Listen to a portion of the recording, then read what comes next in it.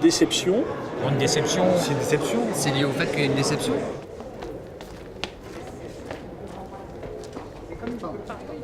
Je ne sais pas du tout. Aucune idée.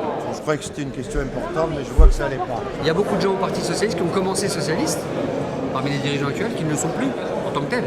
Ils sont démocrates. C'est la vérité. C'est l'évolution du Parti Socialiste.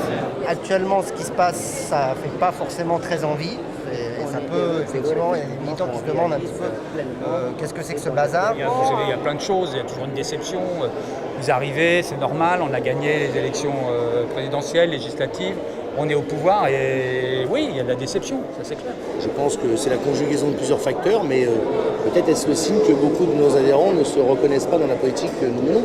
Le changement de premier secrétaire, on est passé de Harlem Désir à Jean-Christophe Cambadélis sans qu'il y ait de débat.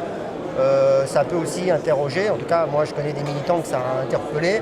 Je pense qu'il y a aujourd'hui d'abord une déception, 2 ans après l'élection présidentielle, et je ne m'en réjouis pas parce que je préfère moi mener la bataille à l'intérieur du Parti Socialiste. Il y a forcément une partie des gens qui sont dans nos rangs, qui ne se retrouvent pas complètement dans la politique que nous conduisons aujourd'hui.